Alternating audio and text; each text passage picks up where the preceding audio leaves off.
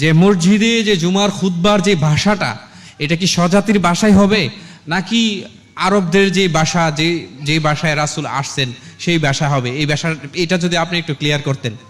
এটা অত্যন্ত যুক্তিসঙ্গত কথা। খুতবা এই ব্যাপারগুলি নিয়ে সামগ্রিক আকীদা জানা না থাকলে হিসাব কোনোটাই মিলবে না। আমি বলবো জায়েজ, আরেক হুজুরে কইব না জায়েজ। খুতবা দুইটা হবে না একটা হবে, এটা নিয়ে গন্ডগোল। আজান দুইটা হবে না একটা হবে, এটা নিয়ে গন্ডগোল। বাংলা হবে নাকি আরবিতে হবে, এটা নিয়ে গন্ডগোল।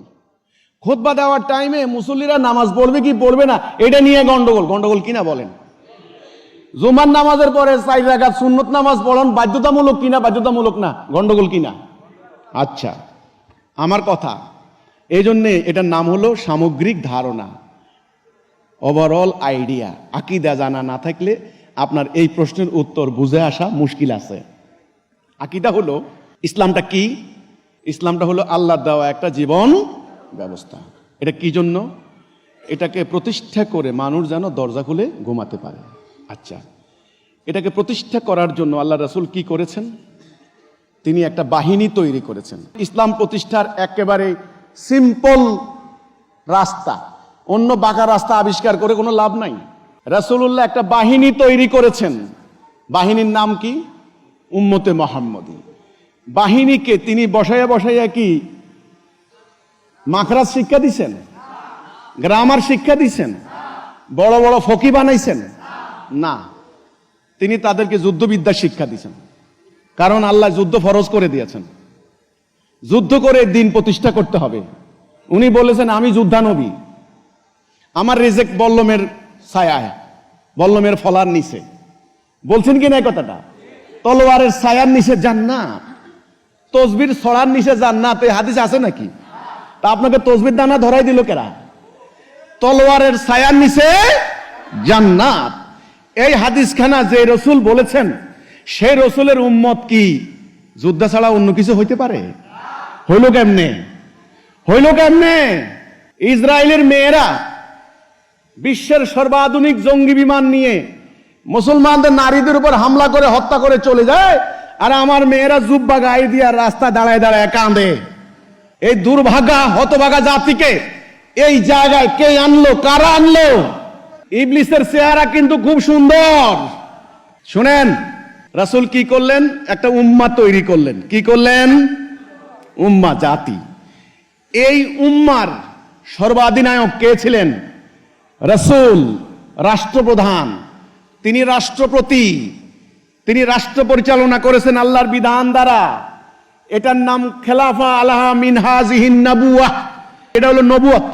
আর খলিফারা যেটা করলেন সেটা হলো নবুয়তের আদলে খেলাফত, এটা হলো নবুয়ত।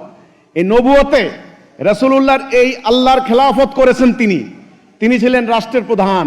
তিনি যে খুতবা দিয়েছেন এটা হলো বক্তব্য, ভাষণ, রাষ্ট্রপ্রধানের বক্তব্য, ভাষণ। আজকে আমেরিকার প্রেসিডেন্ট পার্লামেন্টে ভাষণ দেয় না? কংগ্রেসে ভাষণ দেয়। আমাদের রাষ্ট্রপতি পার্লামেন্টে ভাষণ দেয়, দেয় কি না? তাহলে ইসলাম একটা রাষ্ট্র ব্যবস্থার নাম। ইসলামে একটা জাতি, জাতির একজন ইমাম। আপনি একজন প্রেসিডেন্ট বলেন, প্রেসিডেন্ট বললে সবাই বুঝে, ইমাম। তিনি জাতিকে নির্দেশ দিবেন। তৎকালীন নির্দেশ দেওয়ার এত উত্তম প্রক্রিয়া জুমার নামাজ ছাড়া আর কিছুই ছিল না। তিনি যেখানে যেখানে যেতে পারবেন না সেখানে ওনার পক্ষ থেকে গভর্নর, আমির নিযুক্ত করবেন। সেই আমিররা ওনার পক্ষ থেকে খুতবা দিবেন, ভাষণ দিবেন। এই খুতবার মধ্যে জাতির কর্তব্য কর্ম নিয়ে আলোচনা হবে, খলিফার ডাইরেকশন থাকবে। ওই যিনি আমির থাকবেন তিনি আবার বিচার ফায়সালাও করবেন। আজকে সেটা আছে?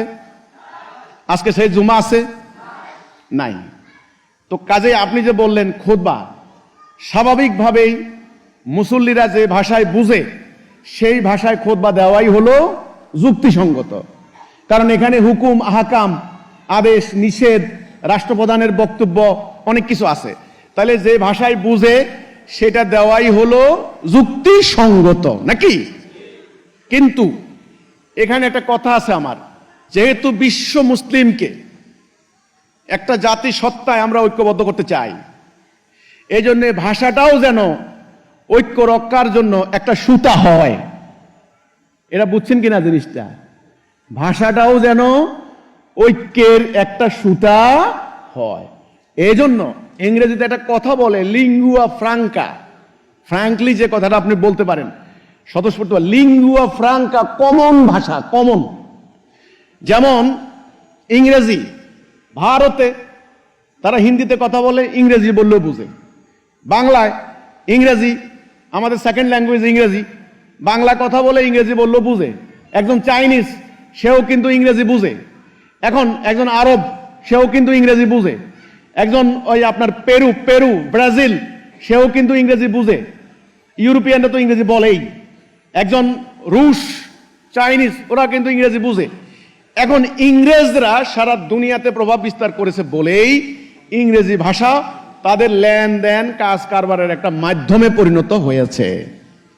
এখন আমার বক্তব্য, আমার কথা, আমার আকীদা, খুতবায় ইমাম সাহেব যিনি বক্তব্য দেবেন সেই বক্তব্য হবে রাষ্ট্রের প্রধানের পক্ষ থেকে খুতবা।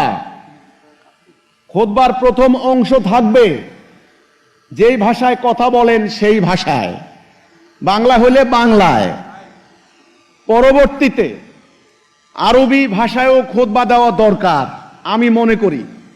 সংক্ষিপ্ত হলেও প্রিসাইজড করা, কনসাইজড করা, জরুরি গুরুত্বপূর্ণ বিষয় সম্বলিত, আয়াত সম্বলিত আরবি খুতবা সারা বিশ্বের প্রত্যেকটা মসজিদে আমি মনে করি হওয়া দরকার আছে।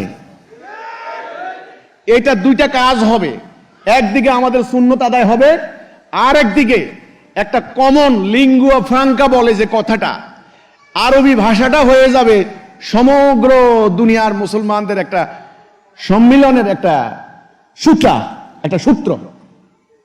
এই জন্য আমি মনে করি খুতবা বাংলাতেই আপনি দেন, অসুবিধা নাই, কিন্তু আরবিও একটা অংশ রাখা দরকার আছে। দ্বিতীয় অংশটা এই হচ্ছে কথাটা। দ্বিতীয় অংশ বলতে একেবারে আপনার তো আপনার আবার খুতবা আবার দুই প্রকার, আরবি দুইটা, ওইটা না। মানে প্রথমে ইমাম সাহেব যার যার মাতৃভাষায় বক্তব্য দিবেন, কোনো সমস্যা নাই, কিন্তু নামাজ শুরু হওয়ার আগে সংক্ষেপে তিনি আরবিতে খুতবাটা দেওয়া উচিত, এটা আমি মনে করি। ঠিক আছে? কিন্তু মনে রাখবেন, খুতবা নিয়ে টানাটানি করে কোনো লাভ নাই রে ভাই, যতক্ষণ না আল্লাহর বিধান রাষ্ট্রীয় জীবনে কার্যকরী করতে না পারেন। ক্লিয়ার?